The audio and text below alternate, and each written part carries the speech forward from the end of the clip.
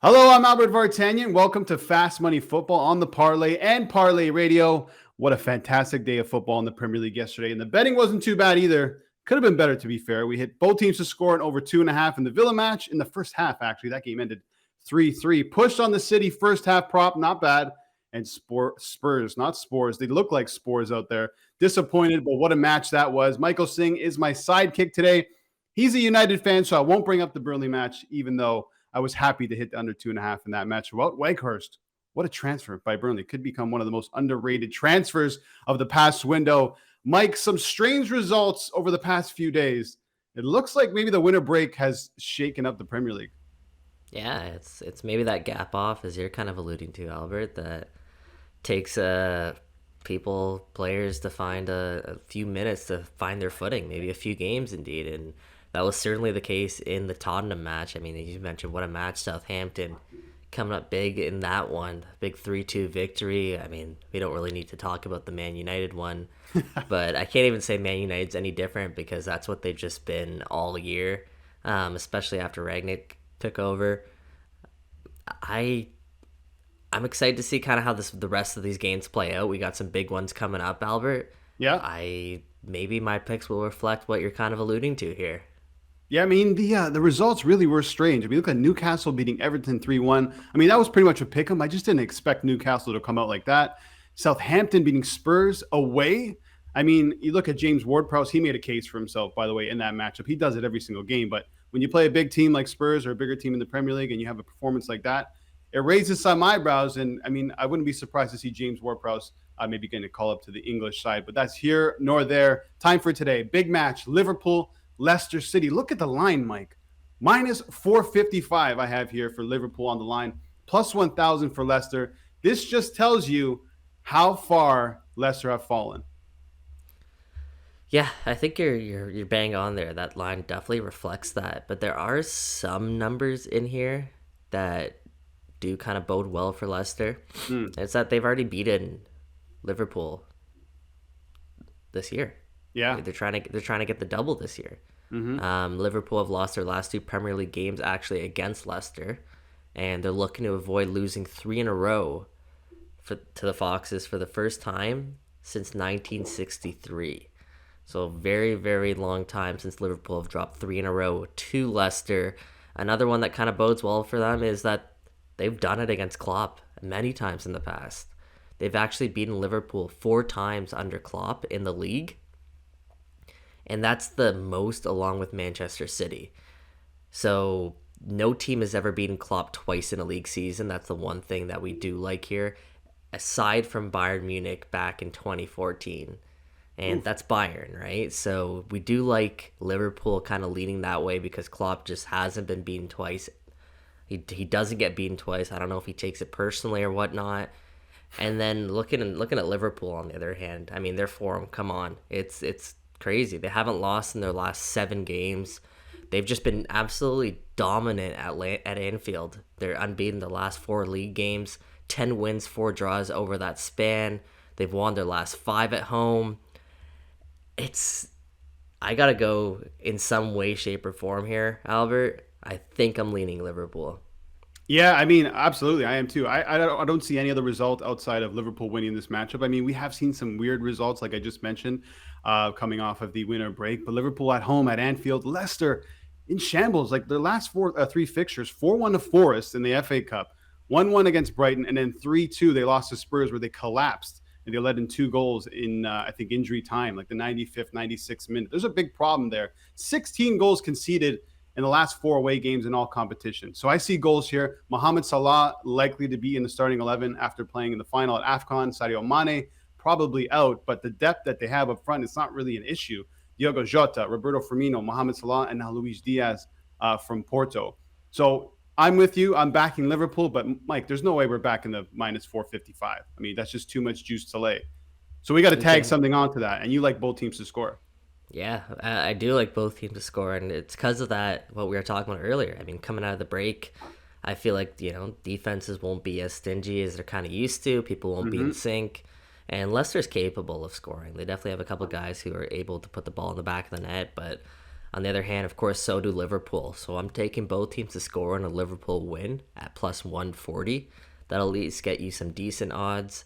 And then on top of that, I'm going to give a shout out to the young prodigy here, and that's Harvey Elliott. I just love his game. As you mentioned, Sadio Mane will likely be out for this one, and there could be some opportunity for Harvey Elliott to come off the bench, and he did that in the FA Cup recently and scored his first goal for the club, and that'll just I think he'll just build off that. This guy has an amazing amount of talent, and I just have a hunch here that Harvey Elliott's the star guy, and he's going to kind of steal the show here against Leicester City. So take Harvey Elliott to score as well at plus 175.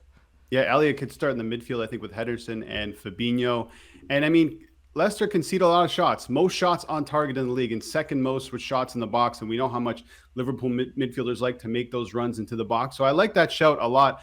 I didn't have an anytime goal scorer pick, but I saw yours. I'm like, I got to jump on this. So this isn't an official pick, but if I were to sprinkle some on an anytime goal scorer, Virgil van Dijk, Mike, plus Wow. 500. Yeah, Leicester, top of the league when it comes to set piece goals, 12.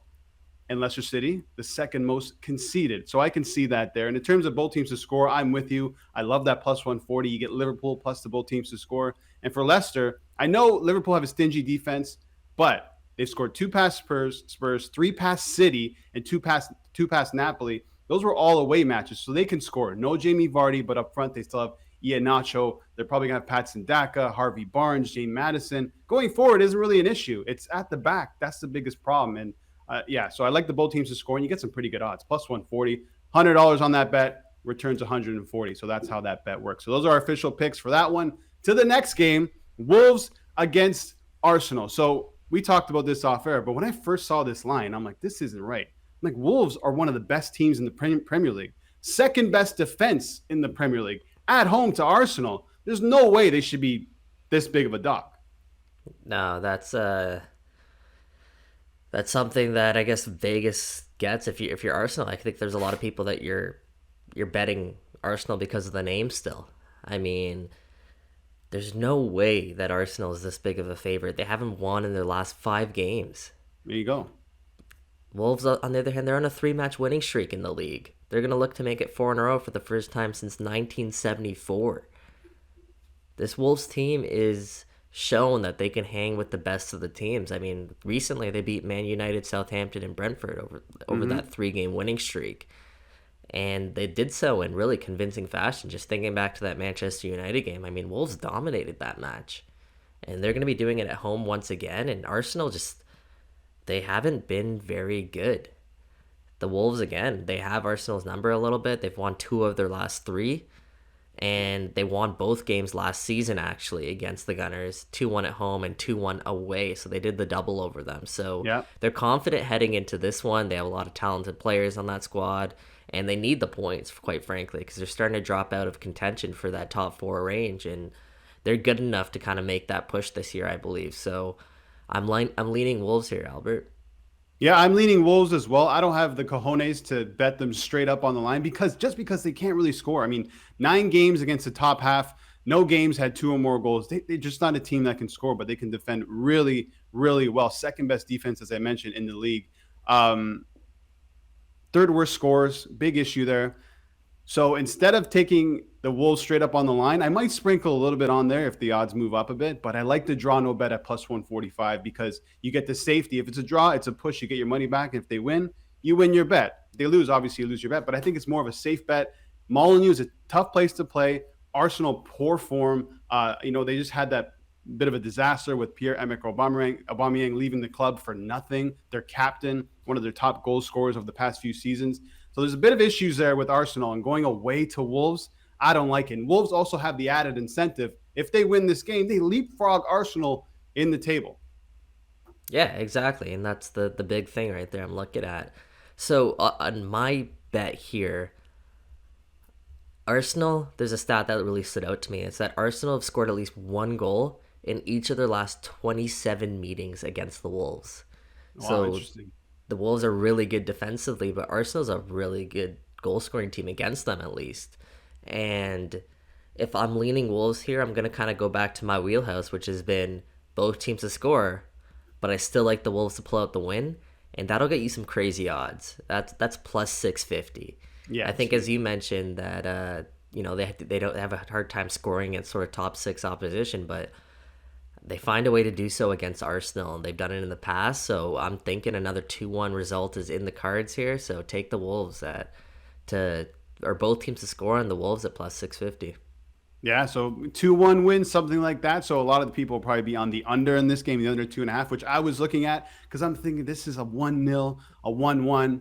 But if you think Wolves edge it and Arsenal score, that's a great bet. Plus 650, $100 returns $650. Why not? I think Yeah, that's a great little sprinkle for sure. But yeah, I'm big on Wolves.